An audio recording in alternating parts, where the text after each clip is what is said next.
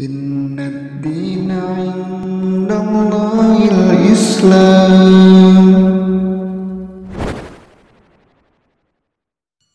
Assalamualaikum warahmatullahi wabarakatuh. Saudaraku seiman yang dirahmati Allah, Al-Kisah dikisahkan dari Abu Hurairah radhiyallahu anhu, Rasulullah Shallallahu alaihi wasallam mengatakan, malaikat maut diutus untuk mendatangi Nabi Musa alaihissalam. Ketika sampai di tempatnya Musa, beliau memukul malaikat itu sampai lepas matanya. Kemudian malaikat ini kembali menemui Robnya. Beliau mengadu, "Engkau mengutusku untuk menemui hamba yang tidak menghendaki kematian." Kemudian Allah mengembalikan matanya dan berfirman, "Kembali temui Musa, sampaikan kepadanya, silakan dia letakkan tangannya di punggung sapi, maka usia Musa akan ditambahkan sejumlah bulu yang ditutupi tangannya. Setiap satu bulu dihitung 1 tahun." Musa bertanya, "Wahai Rabbku, lalu setelah itu apa yang terjadi?" Allah menjawab, "Setelah itu mati." Musa berkata, "Kalau begitu sekarang saja." Lalu Musa mohon kepada Allah agar didekatkan ke tanah suci Baitul Maqdis sejauh lemparan sebuah batu. Hadis riwayat Bukhari, Muslim, dan lainnya. Ulama ahli hadis sepakat bahwa hadis ini valid dari Nabi Shallallahu alaihi wasallam. Karena itu, sikap yang wajib kita kedepankan adalah meyakini kebenarannya. Selanjutnya kita akan simak penjelasan ulama mengenai hadis ini. Kami cantumkan keterangan Al-Hafiz Ibnu Hajar dalam Fathul Bari. Ibnu Khuzaimah mengatakan bahwa sebagian ahli bid'ah mengingkari hadis ini.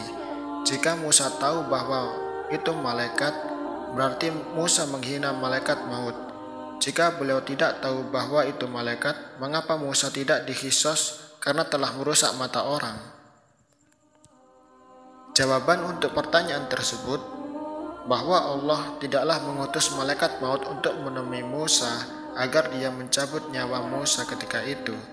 Namun beliau mengutus malaikat maut kepada Nabi Musa untuk menguji, sementara Nabi Musa memukul malaikat maut karena beliau melihat ada manusia yang masuk ke rumahnya tanpa izin, dan Nabi Musa alaihissalam tidak tahu bahwa itu malaikat maut, dan syariat membolehkan orang untuk merusak mata orang lain yang mengintip rumahnya atau melihat isi rumahnya tanpa izin. Selanjutnya Al-Hafiz Ibnu Hajar menyebutkan beberapa bukti bahwa para nabi bisa saja tidak mengetahui malaikat yang datang kepadanya. Dulu ada 2 malaikat yang datang menemui Nabi Ibrahim dan Nabi Lut dalam rupa manusia.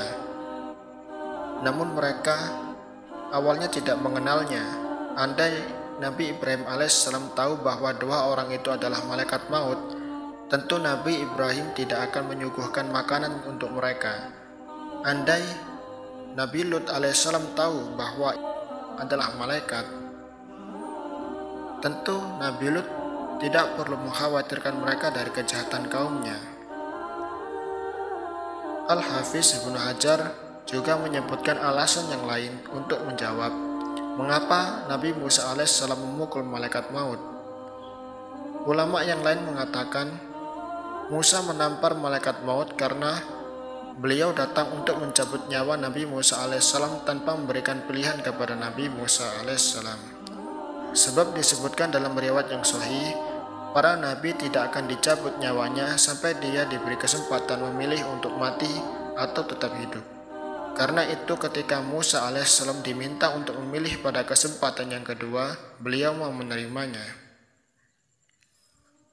Berbeda dengan alasan yang disebutkan oleh An-Nawawi dalam Syarh Sahih Muslim karyanya, beliau menyebutkan beberapa alasan mengapa Nabi Musa alaihissalam menampar malaikat maut hingga copot matanya.